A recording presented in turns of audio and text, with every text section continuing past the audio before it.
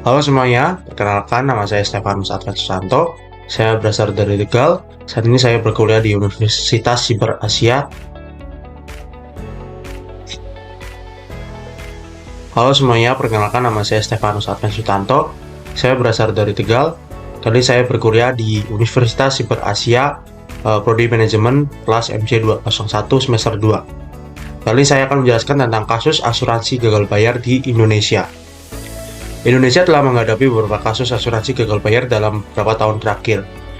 Fenomena ini tidak hanya merugikan para pemegang polis, tetapi juga berdampak pada kepercayaan masyarakat terhadap industri asuransi secara keseluruhan. Memahami penyebab, dampak, dan upaya penanganan kasus asuransi gagal bayar menjadi sangat penting untuk menjaga stabilitas dan pertumbuhan sektor keuangan Indonesia. Yang kita tahu sendiri, asuransi ada berbagai macam ya. Yang sering kita mungkin awam bagi kita adalah asuransi kesehatan. Asuransi sendiri yaitu sebagai jaminan kita ketika ada hal-hal yang tidak diinginkan. Contohnya seperti asuransi kesehatan. Apabila kita mengalami kesehatan, semua biaya kesehatan atau mungkin biaya rumah sakit akan ditanggung oleh asuransi. Dan berbagai macam juga asuransi lainnya, asuransi utang, asuransi jiwa, bahkan asuransi pendidikan.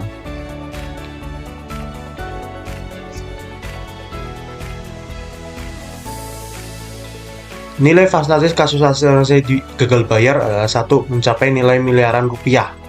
Kasus asuransi gagal bayar di Indonesia telah mencapai nilai yang fantastis, bahkan hingga miliaran rupiah. Hal ini menunjukkan besarnya dampak yang ditimbulkan oleh kegagalan pembayaran premi oleh perusahaan asuransi. Yang kedua, kerugian tak terbayarkan. Nilai fantastis tersebut merupakan indikasi besarnya kerugian yang ditanggung oleh para pemegang polis yang sering kali sulit untuk dipulihkan kembali. Kasus gagal bayar dapat menghancurkan harapan dan rencana keuangan para nasabah. Yang ketiga, ancaman stabilitas industri. Kasus gagal bayar asuransi dengan nilai yang fantastis juga dapat mengancam stabilitas dan kepercayaan terhadap industri asuransi secara keseluruhan.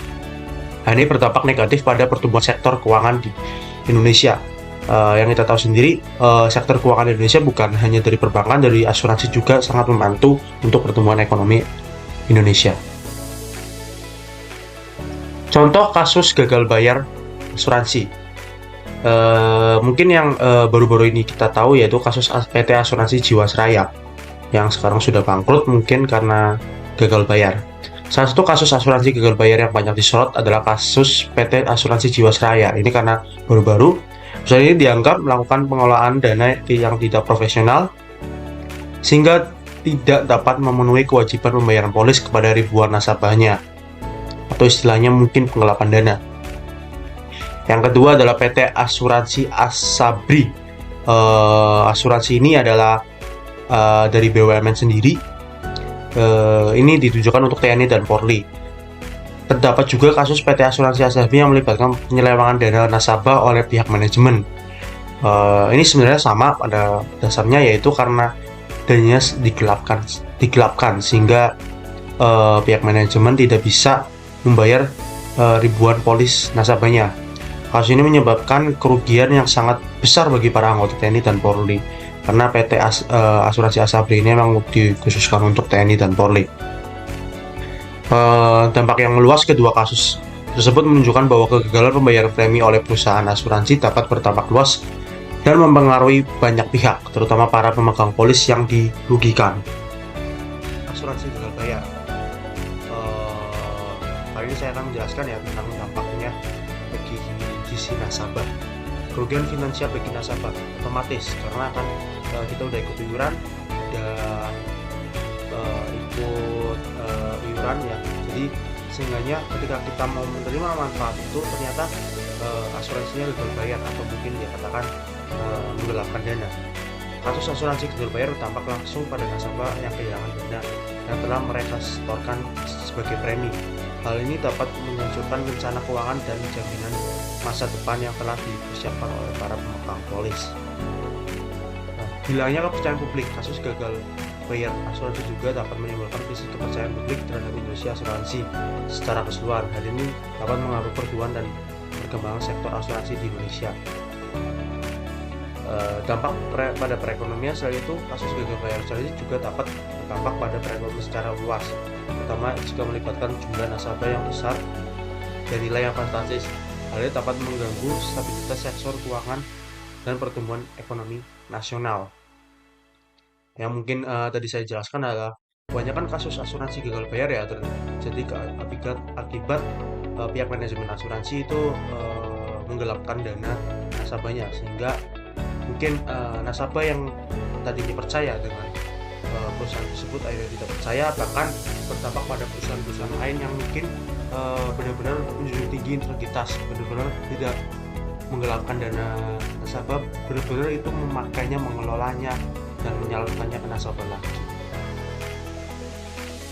Penyebab utama kasus asuransi gagal bayar. Yang pertama adalah pengolahan dana yang tidak profesional. Salah satu penyebab utama kasus asuransi gagal bayar adalah pengelolaan dana nasabah yang tidak profesional oleh manajemen perusahaan. Hal ini dapat berupa investasi yang beresiko tinggi, korupsi, dan pengalihan dana untuk kepentingan pribadi. Ya, dari hal-hal tersebut adalah hal contoh penggelapan dana, yaitu bisa saja manajemen investasinya, manajemen asuransinya itu kayak supaya untungnya lebih tinggi, hanya manajemen itu berinvestasi yang resikonya tinggi, sehingga begitu investasinya down, tidak bisa membayar para tukang polis. Juga korupsi juga itu juga bisa terjadi dalam penggunaan dana untuk kepentingan pribadi. Ini adalah contoh-contoh dari penggelapan dana. Yang kedua adalah kurangnya pengawasan. Itulah kenapa yang terjadi dari banyak hal-hal penggelapan dana, karena apa? Kurangnya pengawasan. Selain itu, kurangnya pengawasan yang ketat dari otoritas terkait juga dapat menjadi penyebab terjadinya kasus asuransi gagal bayar. Lemahnya pengawasan dapat membuat ruang bagi tindakan penyimpang oleh pihak manajemen perusahaan asuransi. Yang ketiga adalah manajemen risiko yang buruk. Penyebab lainnya adalah manajemen risiko yang buruk, seperti penetapan premi yang tidak sesuai dengan kemampuan membayar, nasabah yang tidak atau ketidakmampuan memenuhi kewajiban pembayaran klaim. Seperti itu adalah penyebab utama kasus asuransi gagal bayar. Upaya pemerintah dalam menangani kasus asuransi gagal bayar adalah yang pertama, penguatan regulasi. Pemerintah telah melakukan upaya untuk memperkuat regulasi dari pengawasan di sektor asuransi, seperti meningkatkannya persyaratan modal minimum dan tata kelola perusahaan yang lebih ketat. Yang kedua adalah penegakan hukum. Selain itu, pemerintah juga telah menegakkan hukum terhadap pihak-pihak yang terlibat dalam kasus asuransi gagal bayar, termasuk menuntut penanggung jawaban manajemen perusahaan. Yang ketiga, pembayaran klaim. Untuk mengurangi dampak bagi para nasabah, pemerintah telah melakukan upaya pembayaran klaim melalui dana penjamin polis asuransi jiwa.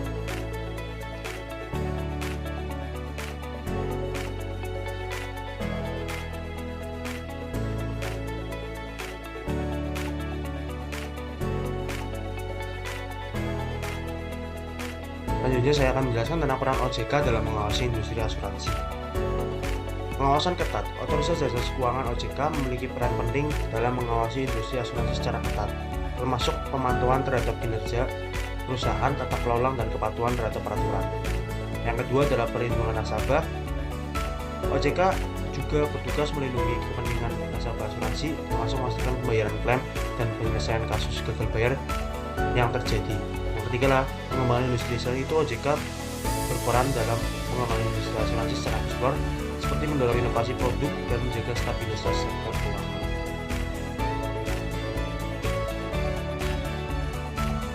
Langkah-langkah untuk mencegah kasus asuransi gagal bayar, yaitu penguatan regulasi.